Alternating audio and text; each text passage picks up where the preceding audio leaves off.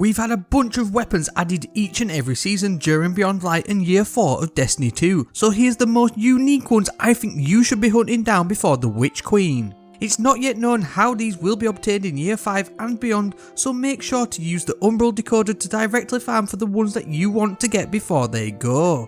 Please also farm that subscribe button too as we now crack on with it. Let's start way back when in Season of the Hunt. Deafening Whisper is literally the only waveframe grenade launcher currently available in the entire game that isn't Sunset. This Void Energy weapon had its time to shine with both the Breach and Clear and Void Warmine Cell mods from the seasonal artifact, but it's still one that I think you should be picking up at least 1 or 2 rolls of. With the new Void 3.0 subclass rework coming up, it could really be a potent choice. Lead from Gold is really going to help you benefit from the ammo economy the most by granting ammo when collecting purple heavy bricks, but you've also got Ambitious Assassin 2 adding an extra grenade on multi-kills after reloading. These pair great with either Rampage or Wellspring, but I'd argue one of the best perks could be Unrelenting in the final column. Given its recent buff to now activate more often, granting health regen on multi-kills could come in clutch during any of the new Witch Queen activities.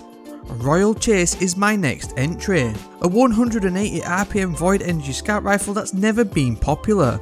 The main bonus I see with this one is that you can take advantage of the new full auto retrofit mod. This makes these faster firing scouts easier to use, and the Royal Chase actually has some decent perk options too. If you picked up the season pass offering of the curated role with auto loading holster and dragonfly, to be honest that one will do bits.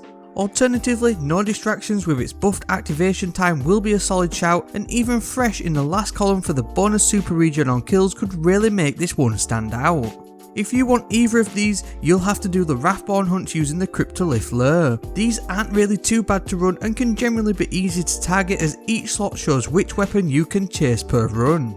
Onwards to Season of the Chosen, and you can't look beyond the extraordinary Rendition kinetic SMG. It's an absolute monster, and I can only recommend the Overflow and Frenzy roll. Aggressive frame 750 RPM SMGs are one of my favourites to use, and the bonus damage, handling and reload speed offered by Frenzy really does make this SMG feel unique even in the current sandbox. Alternatively, Subsistence and Rampage are great picks too. Shout outs to both DUELLO and the Threaded Needle as worthy contenders to farm for as well. You'll need hammer charges by completing the Battlegrounds playlist to really focus down Umbral Engrams to grind out any good rolls for the chosen weapons. Season of the Splicer is next up, and there's once again a bunch of top picks. GRIDSKIPPERO is an excellent pulse rifle, and this rapid fire frame one made a whole lot of people fall back in love with them. Not to mention its awesome Splicer world aesthetic, it also brought with it some brand new perks too never ever seen before in Destiny 2. Heating up and tunnel vision really give this pulse rifle a noticeable buff handling wise, and the bonus is there really isn't any bad picks in the final column either. I'd go with Frenzy, especially in PvE activities, but with the recent change to Adrenaline Junkie making it fall more in line with how Rampage and Swashbuckler work, it's not a perk you should overlook, especially with its grenade build synergy instantly bumping its damage all the way up. Ignition Code also comes with that unique Destiny secret sauce.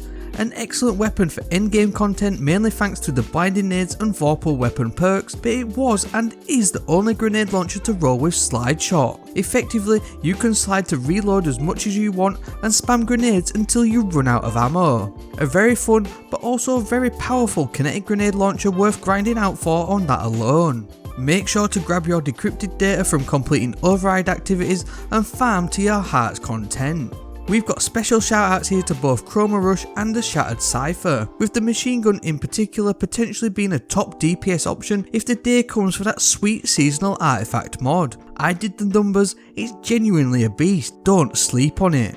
Now as far as Season of the Lost goes, I genuinely can't recommend anything. The rewards from the Umbral Engrams offered were underwhelming in my opinion, yes, even the first ever Stasis legendary weapons. Nothing really stands out as a must have. I'd honestly just go and play Dares of Eternity with Starhorse to be honest instead. If you didn't believe me though about the Shattered Cypher being a potentially meta option, check out this video where I break down all the numbers and melt a few things too.